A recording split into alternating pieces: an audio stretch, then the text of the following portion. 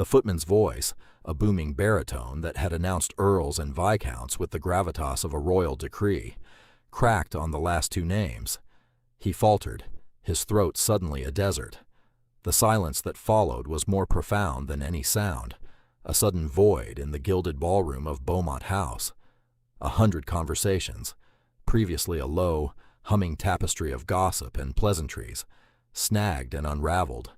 Heads turned, eyes, glittering with curiosity and malice, fixed upon the grand archway. There stood Alistair Beaumont, the Duke of Blackwood, a man carved from ice and privilege. Beside him, his Duchess, Eleanor, looked like a porcelain doll someone had forgotten to wind up.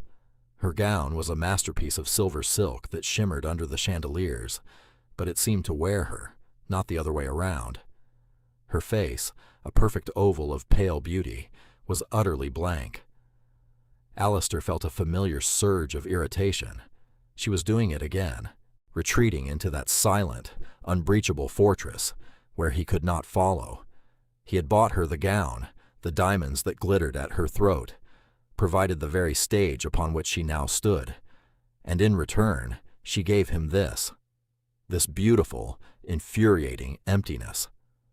He saw them reflected in the polished marble floor, a king and queen of a silent, desolate kingdom. The footman, recovering with a desperate cough, finally managed the words. His Grace, the Duke of Blackwood, and Her Grace, the Duchess of Blackwood. The announcement landed in the room with the muted thud of a coffin lid closing. The music swelled to cover the awkwardness, and the river of society flowed once more, but the ripple remained. Alistair placed a hand on the small of Eleanor's back. The silk was cool, but beneath it he could feel the rigid set of her spine. He leaned close, his voice a low command meant only for her. "Smile, Eleanor. You look as if you are attending a funeral." Her lips curved into a shape that resembled a smile, but it did not touch her eyes. They remained distant, fixed on some point beyond the suffocating press of bodies and the cloying scent of hothouse flowers and expensive perfume. He hated those eyes. When he had first met her, they had been the color of a summer sky, full of light and life. Now they were washed out, the color of winter frost. His cousin, Lord Caspian Beaumont, materialized at his elbow, his face a mask of concerned sympathy. "Alistair, a difficult entrance. Is the Duchess feeling unwell?" Caspian was all smooth surfaces and polished charm, his words coated in a layer of solicitude that never quite concealed the glint of envy in his gaze. He was a man who lived in Alistair's shadow, a lesser son from a lesser branch of the family, and he never let Alistair forget the supposed burden of his loyalty. "The Duchess is perfectly fine," Alistair said, his tone clipped. He did not like his cousin inquiring after his wife. He did not like his cousin. "Of course," Caspian murmured, his eyes flicking to Eleanor. "She is merely ethereal. It is her nature. Some women are not made for the crush of the world." He gave her a small, conspiratorial bow.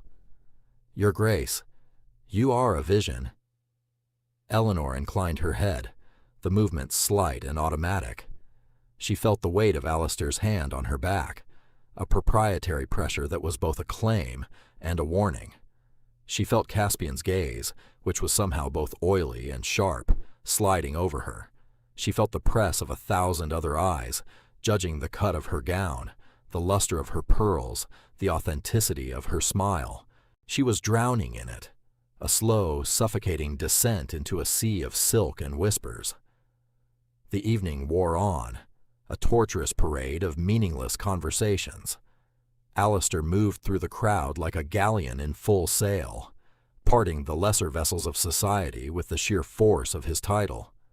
He was in his element, accepting homage, dispensing curt nods, his presence a constant reinforcement of his own importance. Eleanor trailed in his wake, a silent, decorative ghost. She found a moment's reprieve near a set of French doors leading to the gardens. The cool night air, smelling of damp earth and rain-washed roses, was a balm against the stifling heat of the ballroom. She pressed her forehead against the cold glass, closing her eyes. A strange, swirling nausea had been her constant companion for the past week, a physical manifestation of the sickness in her soul. She had been married to the Duke of Blackwood for 2 years, 2 years of living in the grandest houses, wearing the finest clothes, and slowly, systematically, being erased. Alistair did not want a wife. He wanted a duchess, a beautiful, placid, and above all, appropriate ornament to adorn his arm and his name, one who would produce an heir and cement his dynasty. An heir. The thought sent another wave of dizziness through her. That was the core of it all, the unspoken, ever-present demand. The reason for the physicians with their solemn faces and intrusive questions, the reason for the pitying glances from other women, and the speculative ones from men like Caspian. Hiding Eleanor? She did not need to turn. Alistair's voice was like the rasp of stone on stone. He stood behind her, blocking her escape, his broad shoulders eclipsing the light from the ballroom. "I was feeling faint," she said, her voice thin. "The heat." "It is always the heat," he replied, his voice devoid of sympathy. "Or a headache, or some other vague malady. You are the picture of health, yet you wilt like a common weed." He took her arm, his grip firm. "Come. Lady Danbury wishes to speak with you. She will want to discuss her charities." He led her back into the fray. The nausea churned in her stomach. It was not the heat. It was him. It was the gilded cage he had built around her, so beautiful and so deadly. Later that night, the last guest had departed. The silence in Beaumont House was immense, broken only by the ticking of a dozen clocks, each measuring out the seconds of her gilded imprisonment. Alistair was in his study, a cavernous room paneled in dark wood and smelling of leather and brandy. She knew he would be there. It was where he went to escape her, to surround himself with the solid, masculine certainty of his ledgers and maps. She stood outside the heavy oak door, her hand hovering over the cold brass handle. There was something she had to tell him, something that might change everything. The nausea, the fatigue, the strange new tenderness in her body. A conversation with her maid that morning had planted a seed of impossible, terrifying hope. She might be with child. She had to tell him. It was his right to know. Perhaps this one thing could bridge the chasm between them. An heir would secure his legacy, fulfill her duty. Perhaps it would make him look at her again, see the woman he had married, not just the duchess who had failed him. She pushed the door open. He was not alone. Caspian was with him, standing before the great stone fireplace, a glass of brandy in his hand. They fell silent as she entered, their heads turning in unison. Alistair's face, which had been set in grim lines, hardened further at the sight of her. "Eleanor, I am occupied." It was a dismissal. "I apologize, Your Grace," she said, the formal title slipping out, a shield against his coldness. "I only wished to speak with you for a moment." Caspian offered a thin smile. "Perhaps I should take my leave." "No," Alistair said sharply, his eyes never leaving Eleanor's face. "Stay. This will not take long." He gestured to a chair. "What is it?" The hope that had carried her to the door withered under his gaze. The words caught in her throat. How could she speak of something so intimate, so fragile, in front of Caspian? "It can wait until morning," she murmured, beginning to back away. "No," Alistair repeated, his voice rising. "You have interrupted us. You will have your say." Caspian shifted, swirling the brandy in his glass. "Alistair, perhaps the Duchess is tired. It was a long evening." "The Duchess," Alistair said, the words dripping with scorn, "is always tired. She is a creature of exquisite frailty. Is that not so, Eleanor? So very delicate, so refined, and so very, very disappointing." The cruelty of it struck her with physical force. She flinched as if he had slapped her. Caspian took a step forward, placing a hand on Alistair's arm. "My dear cousin, you are overwrought. The strain of your duties—" Alistair shook him off. He strode to his desk and snatched up a piece of paper. He held it out to her, his hand trembling with a rage that seemed to vibrate in the very air of the room. "I have been patient, Eleanor. I have waited. I have borne the whispers and the pity of my peers. I have listened to your endless complaints and endured your coldness. But I will not be made a fool of." She stared at the paper, her mind refusing to comprehend the words. It was a letter, bearing the seal of their physician, Dr. Finch. "What is this?" she whispered. "That," Alistair said, his voice a low, vicious snarl, "is the truth. Something you have seen fit to deny me. A truth I had to learn from my own physician, because my own wife is a liar." Caspian stepped forward again, his face a perfect picture of distress. "Alistair, I begged you not to do this. Not like this. It is a private matter, a tragedy." "She made it my business when she married me," Alistair roared. He thrust the letter at her again. "Read it, Eleanor. Read what Dr. Finch has to say about your frailty. Read about the congenital condition that ensures you will never bear a child, that you have always known you would never bear a child." The room tilted. The words on the page swam before her eyes, a blur of black ink on white paper. Barren. Deception. A condition known since her youth. Lies. All lies. The nausea she had been fighting all night rose in her throat, hot and acidic. "No," she managed, shaking her head. "That's not true. It cannot be true." "Is it not?" Alistair's laugh was a horrifying, broken sound. "You came to this marriage under false pretenses. You knew you could never give me an heir, and you said nothing. You let me believe. You let me make a fool of myself." "I didn't know," she pleaded, her voice cracking. "Alistair, I swear to you, I never—" Her hand went instinctively to her stomach, where the fragile new hope resided. I think I might be."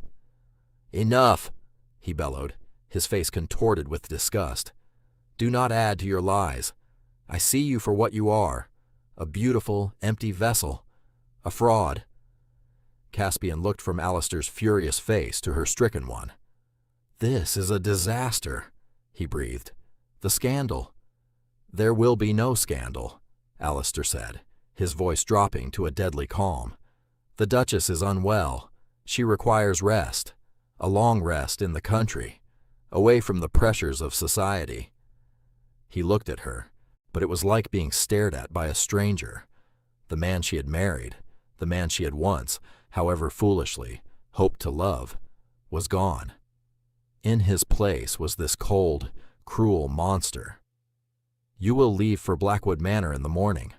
I will make your excuses to society, and I will decide what is to be done with you." He turned his back on her, a final, absolute dismissal. She stood there for a moment, frozen, the letter still clutched in her hand. The world had shattered around her. The floor beneath her feet felt like shifting sand. She looked at Caspian, who met her gaze with an expression of profound, theatrical sorrow. But behind the performance, in the depths of his eyes, she saw it. A flicker of triumph, a glint of pure, unadulterated victory. And in that instant, she understood. The nausea receded, replaced by a cold, terrifying clarity. The letter, the timing, Caspian's presence, it was all a lie, a carefully constructed, brutally executed lie, and Alistair, in his pride and his arrogance, had swallowed it whole. She did not cry, she did not scream. The pain was too deep for that. It was a clean, sharp wound that went straight to the bone. She turned without another word and walked out of the study, closing the door softly behind her. The sound of its click echoed the snapping of the final thread that had bound her to this life. She did not go to her bedchamber. She went to her dressing room, a space of silk, satin, and lace. Her reflection stared back at her from a silver-framed mirror, a pale, haunted stranger in a ridiculously expensive gown. She looked at the jewels glittering on the vanity, gifts from a man who had just called her a fraud. They felt like stones, cold and heavy. She began to move, her actions swift and precise. There was no panic, only a grim, focused purpose. She stripped off the silver gown, letting it pool on the floor like a puddle of moonlight. She removed the diamonds from her neck and ears, dropping them onto the silk with a soundless finality. She pulled off her dancing slippers. From the back of her wardrobe, she retrieved a simple traveling dress of dark gray wool, a dress she had not worn since before her marriage. It was sturdy, practical, and blessedly anonymous. She dressed quickly. Then she went to her writing desk. She unlocked a small, hidden drawer and took out the cash she kept there, a habit her practical father had instilled in her. It was not a fortune, but it was enough. Her eyes fell upon her left hand. The simple gold wedding band felt like a manacle. With a steady hand, she pulled it off. It was still warm from her skin. For a moment, she held it, the weight of 2 years of misery in her palm. Then she placed it carefully in the center of the polished vanity, next to the glittering pile of discarded diamonds. A final statement, a quiet renunciation. She took nothing else. No jewels, no keepsakes, no letters. She was shedding her skin, leaving the Duchess of Blackwood behind in this suffocatingly beautiful room. She slipped out of the house through a servant's entrance in the rear. The London streets were quiet, shrouded in a damp, pre-dawn mist. The air smelled of coal smoke and river mud. It was the smell of freedom. She did not look back. She walked, her steps quick and sure, toward the coaching inn at the end of the street, a lone, determined figure melting into the gray anonymity of the city. Her destination was unknown. Her only plan was to disappear. And as she walked, one hand rested protectively over her flat stomach, guarding the tiny, secret life that was now her only reason to survive. 5 years passed. The Duke of Blackwood sat in the same dark, cavernous study, staring into a cold fireplace. The house was silent. It was always silent now. After Eleanor had gone, Caspian had tried to fill the void, his presence a constant, cloying reminder of that night. For a time, Alistair had allowed it. He had thrown himself into his duties, his politics, his management of his vast estates, using work as an anesthetic. He hosted stag parties and political dinners. He was seen with elegant widows and ambitious debutantes. But it was all hollow. The silence of the house was a living thing. It was the absence of Eleanor's quiet footstep, the ghost of her light, floral scent in the hallways. It was the vast, empty space in the ducal bed. He had gotten what he wanted. He was free of the cold, disappointing wife, free of the pressure to produce an heir with a woman who, he had believed, had deceived him. But his victory tasted like ash. Caspian's company began to grate. His suggestions became demands. His solicitude felt like a leash. The triumph Alistair had seen in his cousin's eyes that night haunted him. He had been too consumed by his own wounded pride to question it then. But in the long, silent nights, the memory festered. The turning point came a year after Eleanor had left. He was clearing out her rooms, a task he had put off for months. He had ordered the staff to pack away her things, to erase her from the house. He walked into her dressing room and stopped. Everything was gone, packed into trunks, except for 2 items left precisely in the center of the vanity, a glittering pile of his diamonds, and next to it, her simple gold wedding band. He picked up the ring. It was small and impossibly light. She had taken nothing. Not the jewels, not the clothes, not a single item of value. Nothing but the cash from her desk, which he had discovered was missing. A woman fleeing to a new life with a lover, as Caspian had subtly suggested she might, would have taken the diamonds. A woman consumed by greed would have taken everything. A woman who was innocent and utterly broken would have left them behind. The thought was a physical blow. He sank onto the small velvet stool where she used to sit, the little gold ring clutched in his fist. He remembered the look on her face that night. Not guilt, not defiance. It was a look of pure, uncomprehending devastation. He remembered her hand going to her stomach. I think I might be. He had cut her off. He had refused to listen. That afternoon, he dismissed Caspian from his house and from his life. His cousin's protests and wounded heirs meant nothing to him.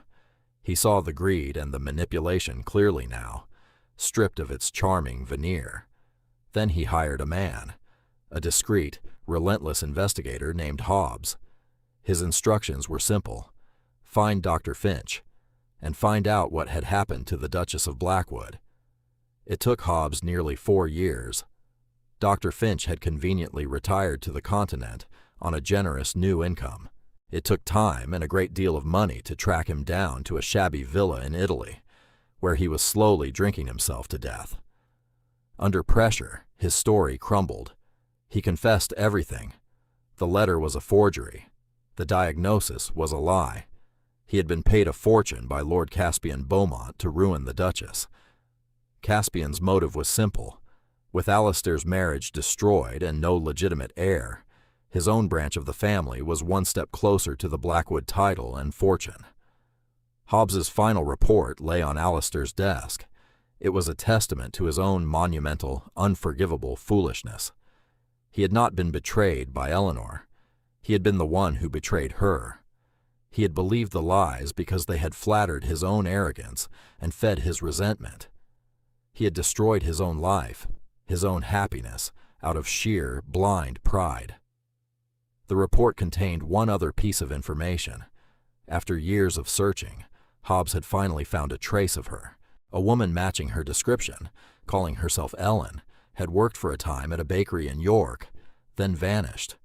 More recently, a similar woman had been seen in a small, remote village in the North Riding called Oakhaven. Alistair stared at the name on the page. Oakhaven. It sounded quiet, peaceful, a world away from the noise and poison of London. He traveled north alone, in a plain, unmarked carriage. He left his title and his footmen behind.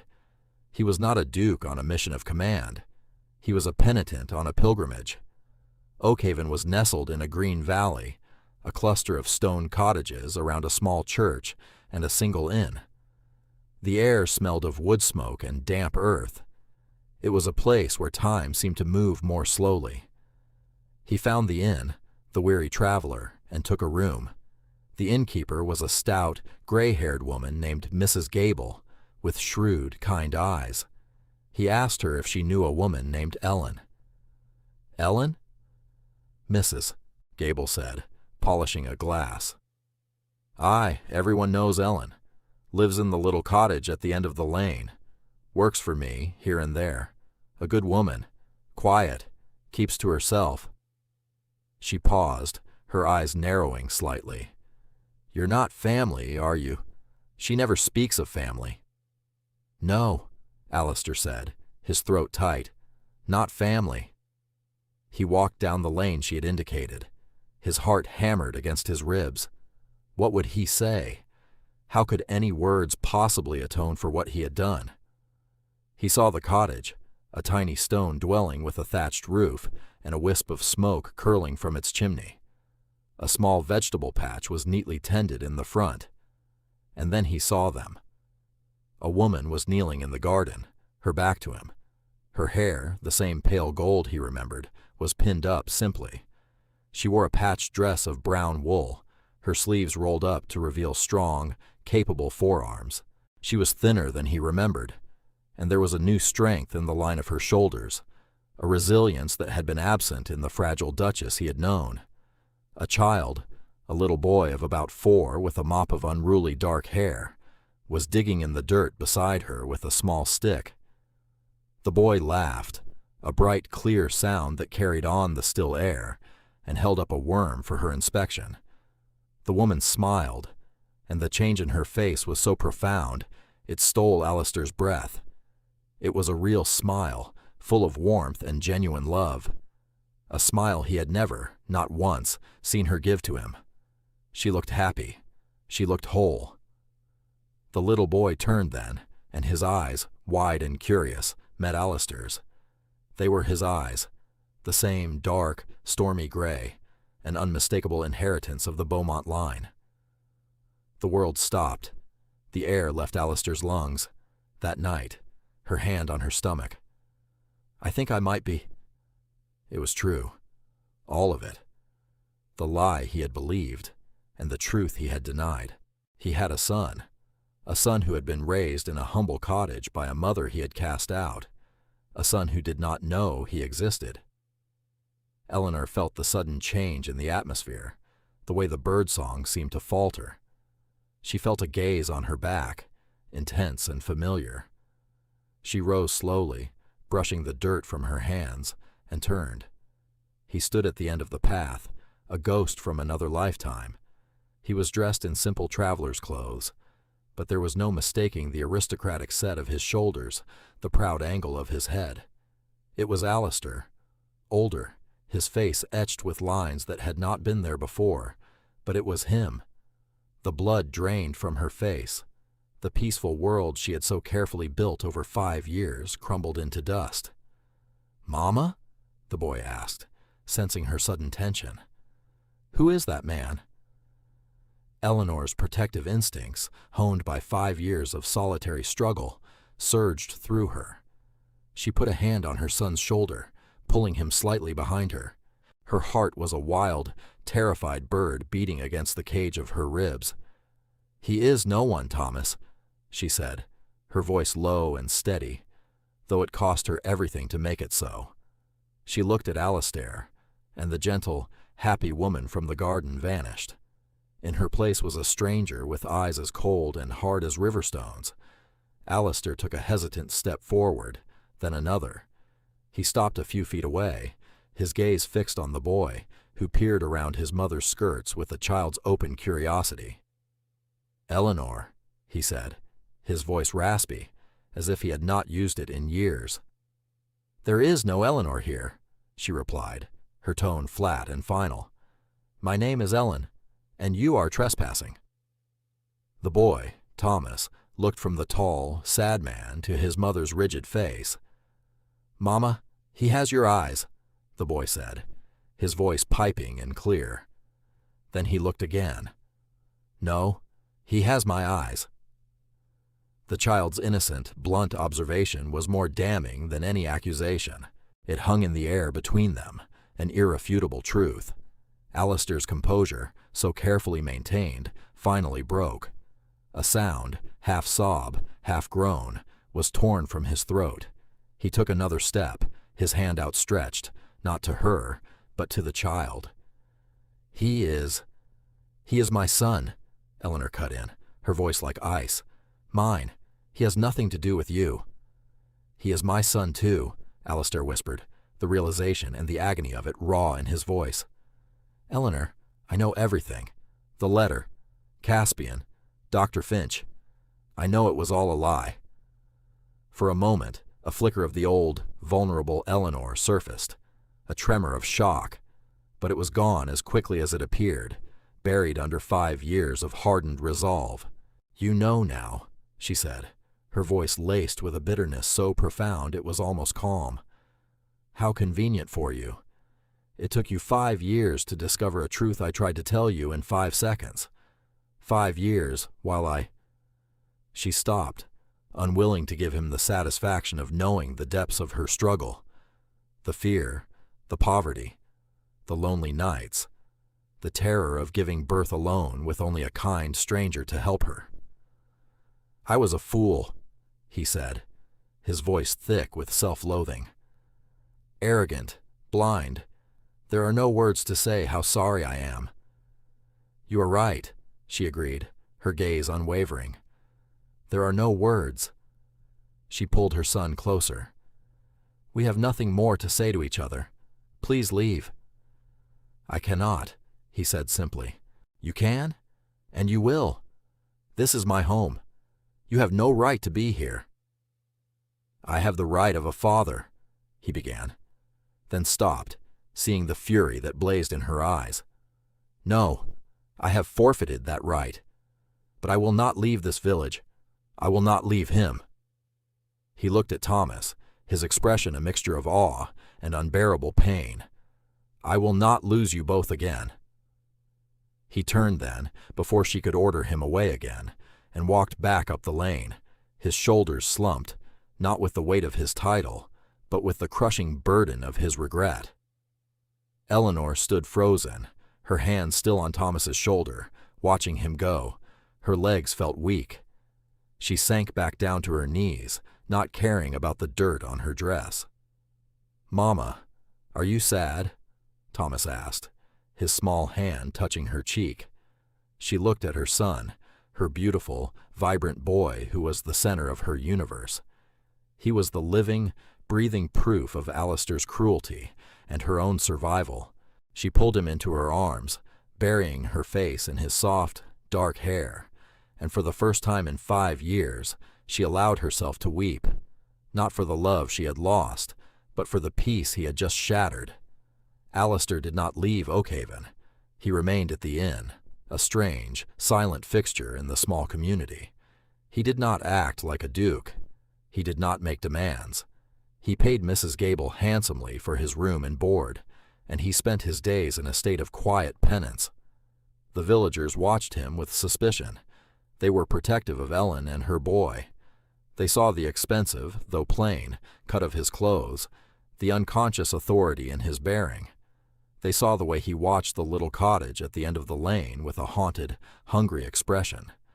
Eleanor, or Ellen as she was known, ignored him. She went about her days with a rigid control, fetching water from the well, tending her garden, helping Mrs. Gable at the inn. But his presence was a constant, low-grade fever in her life. She would catch sight of him standing by the river, or walking the perimeter of the village, always alone, always watching. One afternoon, a week after his arrival, the axle on the inn's delivery cart broke just outside the village. The drayman was old, and the wheel was heavy. Alistair, who had been walking nearby, went over without a word. He took off his coat, rolled up his sleeves, and put his shoulder to the work. Eleanor, coming back from the baker's, stopped and watched from a distance. She saw the powerful muscles in his back and arms strain as he helped lever the heavy cart up. She saw the dirt and grease smudging his face and his fine linen shirt. He worked for over an hour in the hot sun until the wheel was fixed. He accepted the old drayman's thanks with a simple nod and walked away, not even glancing in her direction. It was a small thing, but it was unsettling. The Duke of Blackwood did not perform manual labor. A few days later, a storm blew through the valley, tearing a section of thatch from her cottage roof. The rain poured in, dripping onto her small table. She was trying to secure a piece of oilcloth over the hole when a shadow fell over her. It was Alistair. He did not speak, simply took the hammer from her unresisting hand and, using a ladder he had brought from the inn, climbed onto the slippery roof. He worked for 2 hours in the driving rain, his movements sure and competent, securing the patch far better than she could have. When he was done, he was soaked to the skin, his dark hair plastered to his head. He climbed down and handed her the hammer. Their fingers brushed. The brief contact was like a bolt of lightning. She snatched her hand back as if burned. "Thank you," she said, the words forced from her. He just nodded, his gray eyes searching her face. "Eleanor, do not call me that," she said sharply. He flinched. "I have sent for Hobbs, my investigator.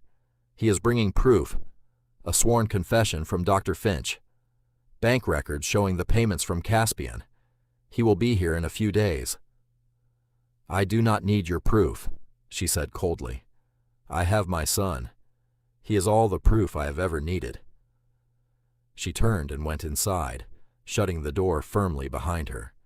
But she stood just inside it, her back pressed against the wood, her heart pounding. His quiet persistence was more unnerving than any grand gesture.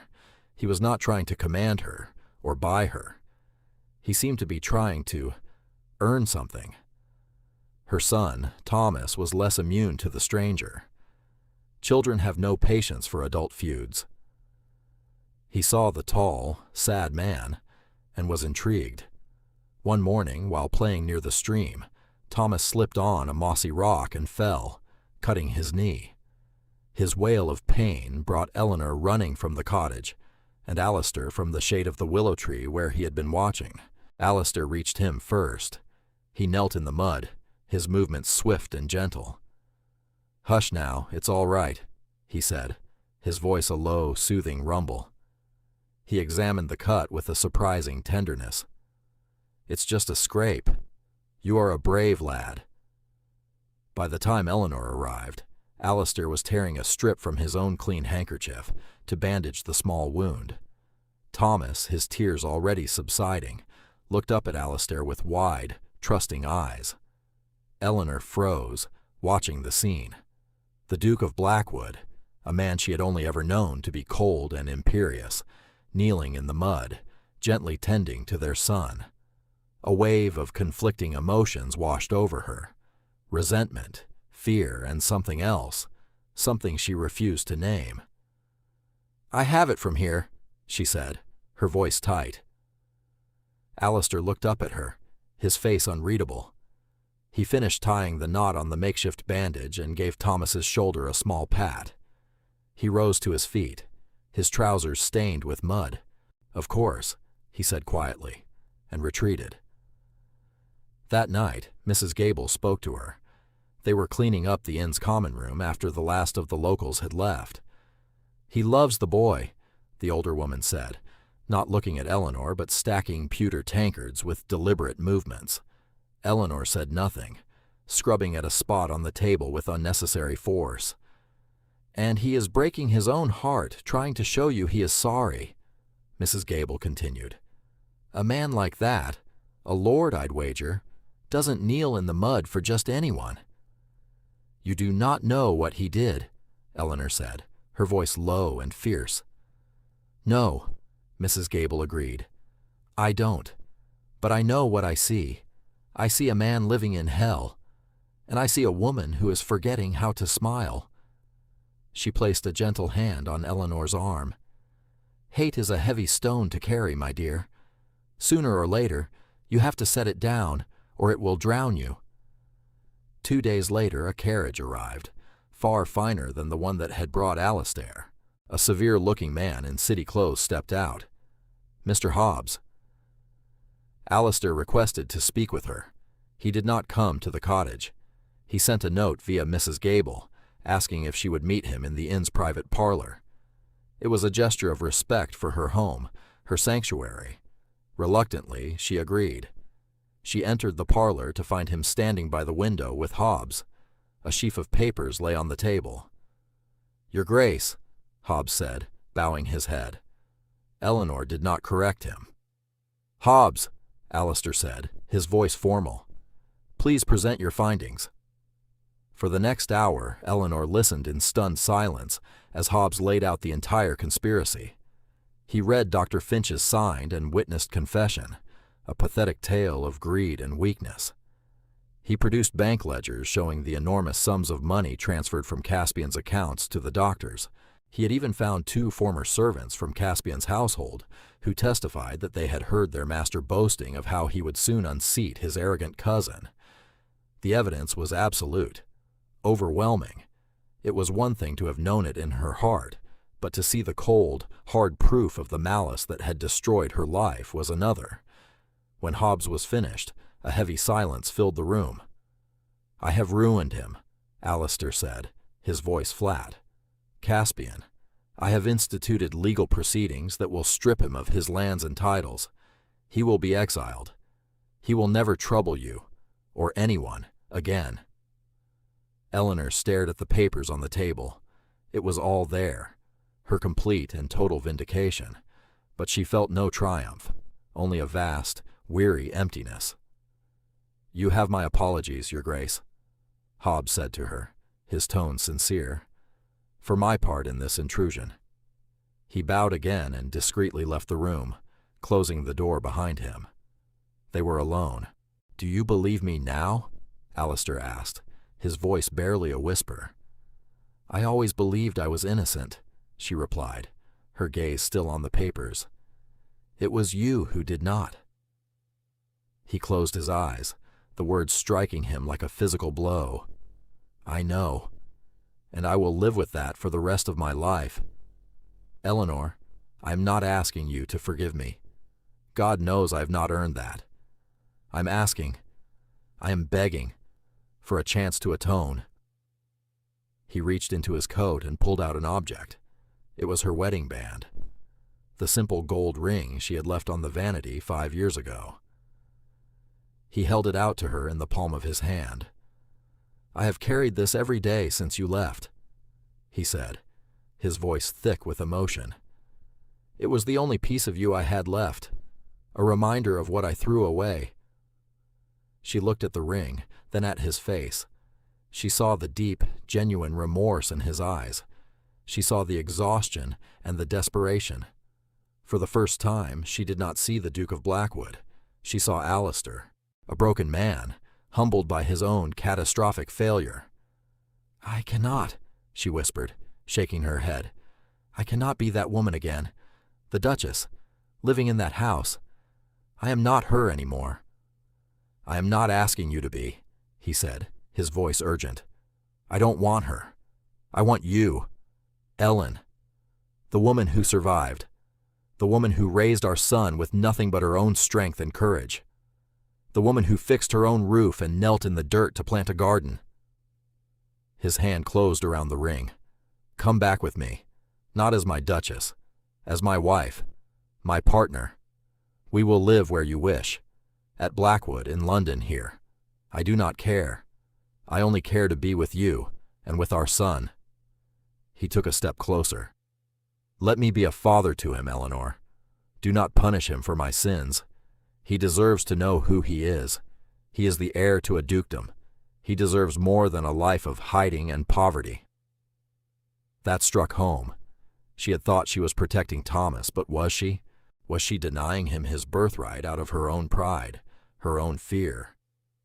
She looked at Alistair, at the hope and fear warring in his face.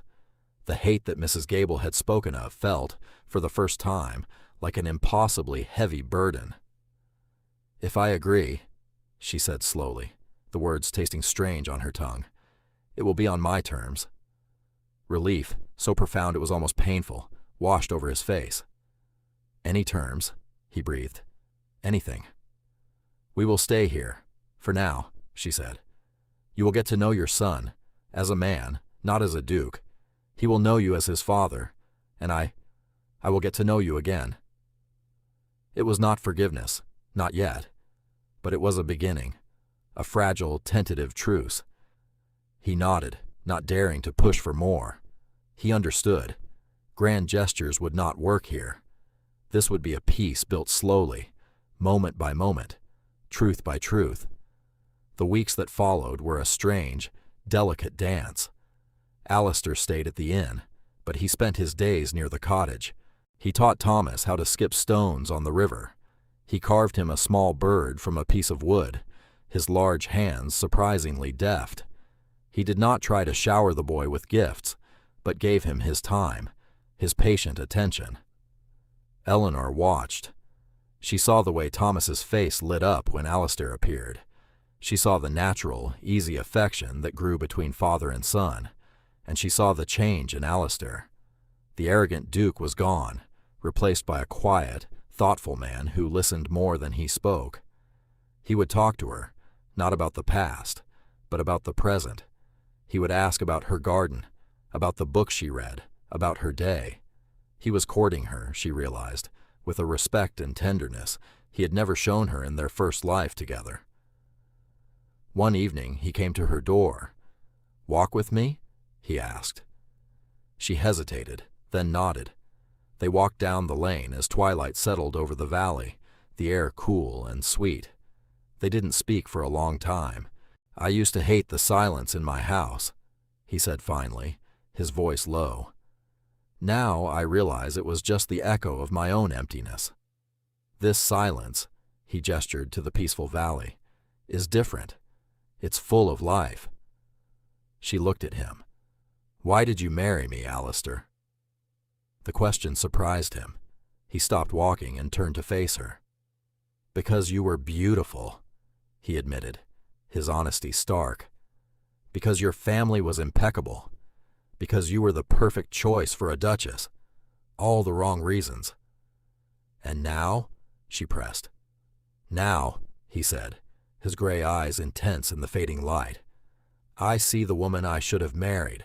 Strong, kind, fiercely protective. A woman who knows the value of a well-tended garden and a mended roof. A woman who could survive anything. Even me. He reached out, his hand hovering in the air between them, not daring to touch her. I did not love the Duchess, Eleanor. I think I am falling in love with Ellen. Her breath caught. The last of the ice around her heart began to melt.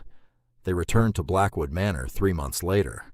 The decision was hers, made one evening as she watched Alistair reading a story to Thomas by the fire in her small cottage. The scene was so simple, so right. It was time to go home. But it was a new home. The oppressive silence was gone, replaced by the sound of a child's laughter echoing in the long corridors. The staff, who had expected the return of the cold, remote Duchess, were stunned by the confident, warm woman who now directed the household with a quiet authority. Eleanor and Alistair were not the same people who had left. The power dynamic had shifted irrevocably. They were partners. He consulted her on the management of the estates, valuing her practical wisdom.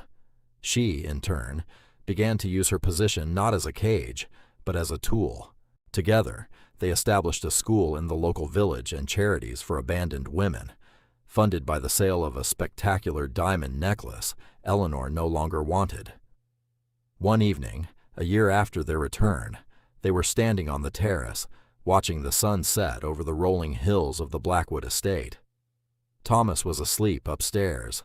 A gentle peace had settled over the house, over their lives. Alistair turned to her. He held out his hand. In his palm lay her wedding band. He had not offered it to her since that day in the inn. I believe this belongs to you, he said softly. If you will have it. She looked at the ring, then up at his face.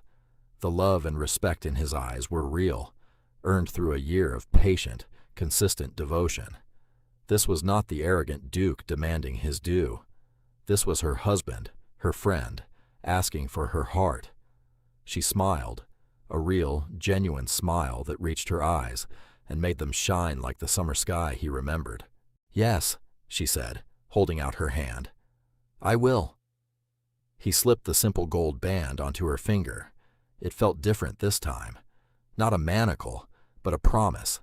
A symbol not of a gilded cage, but of a hard-won, authentic, and finally, unbreakable love.